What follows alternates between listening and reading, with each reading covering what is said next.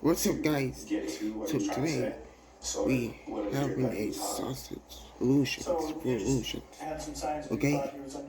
And now in this here.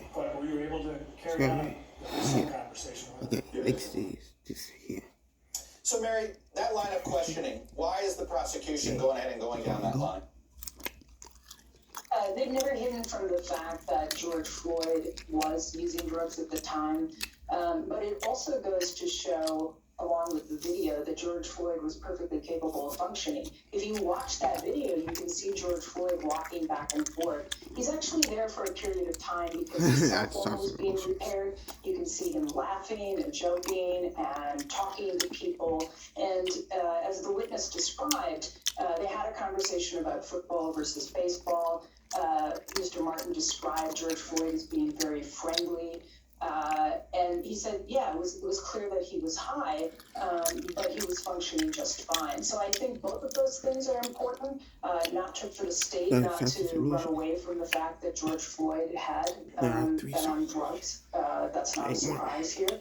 But also the fact that he was able to function just fine. So the next illusion will be this. Danny Savalas, this is a question I know you're a longtime defense attorney. Again, these white witnesses are painting a picture. What I'm trying to figure out is, why did the police officers escalate this? Because that does appear to be the case the prosecution is laying out. It's like, all right, here's what was happening before the confrontation, and there doesn't seem to be a very good explanation as to why Derek Chauvin did what he did.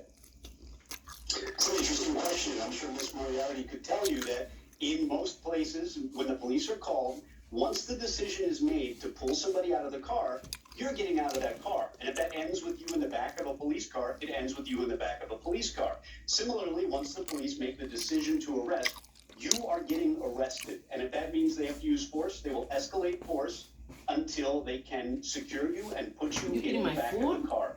It's an unfortunate reality, and it's not a conversation we need to have about escalating force and how it's trained. But what this testimony showed us is that this was a call that came in from the store. We see why it happened. We see the events leading up to it. We do see them trying to negotiate with George Floyd and the other people in the car, them not being interested in resolving it, and then the police being called. And why they decided to escalate to this level of force, I don't think has been answered by these witnesses, and the defense doesn't have an answer for it yet either. But they better, because just having to make an arrest and using reasonable force is one thing. The knee on the back of the neck for 9 minutes is a totally different thing. Do that.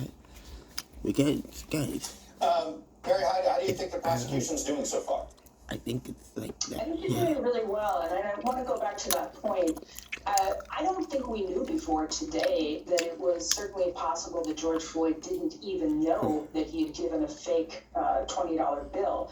And this witness, Mr. Martin, who testified this morning, was pretty clear about that the passenger in the car who was wearing the red had tried to pass a fake bill earlier. And so when Mr. Martin was forced by his employer to go outside and talk to the people in the car, he actually chose to talk to the passenger in the red. It was with that man that he had all of the conversations, and he believed that George Floyd didn't know that this was a $20 bill.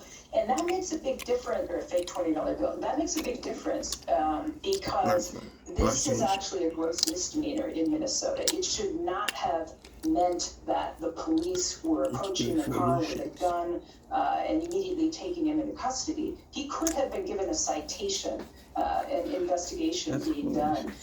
In terms of how the state's doing, I think they're doing really well, although that's not unexpected, and that yesterday's testimony was extremely emotional. We got a much fuller view of who those bystanders were. We've all seen the video, we've heard people yelling, but we didn't know who they were, and we also didn't know the traumatic impact that this has had on all of them, and the tremendous guilt that many of them feel, including Mr. Martin today. You can see him in the video with his hands on his head saying, he's in the tan pants there and the sweatshirt, saying, and his hands are on his head, and when he was asked what he was thinking, he said, this disbelief and guilt. If I had just put this on my tab, if I had just done something differently, this would not have happened. Well, you bring me to, you talk about some of the testimony of some of these eyewitnesses or folks that were there. Genevieve Hansen, the EMT, she testified yesterday. It was a short testimony, but it seemed to be pretty powerful. Let me play an excerpt of it. 911, is the emergency? Hello, I am on the block of Oh, no. 38 in That's the Chicago, full and I sense of literally solutions. watched Hey, for police them. officers not take a pulse and not do anything to save a man. And I am a first responder myself. I offered to kind of walk them through it, or told them, if he doesn't have a pulse, you need to start compressions, and that wasn't done either. How did that make you feel? Totally distressed. Were you frustrated?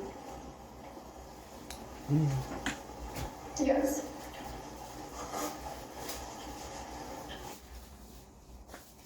Aaron Haynes, there's been a lot of powerful testimony. That's right up there, and she seems to be a highly credible witness here. Well, Chuck, I think, what was striking about that first responder's testimony was, here was somebody who felt like she was not able to do her job, and she felt like she was witnessing law enforcement that was not doing its job in the way that they were treating George Floyd, with the knee on his neck. And it really is remarkable, I guess, just how many folks were able to bear witness because this is something that lasted for nearly 10 minutes, this exchange. And Mary and Shaquille both make a really good point about just the number of folks who were reluctant, but really felt compelled to get involved. You heard Christopher Martin talking about his guilt. You heard Darnella Frazier, the 17-year-old girl who filmed the video, without which we would not, probably even be at the point of being at this trial, saying that she apologizes nightly to George Floyd and wishes that she could have done more than what she did.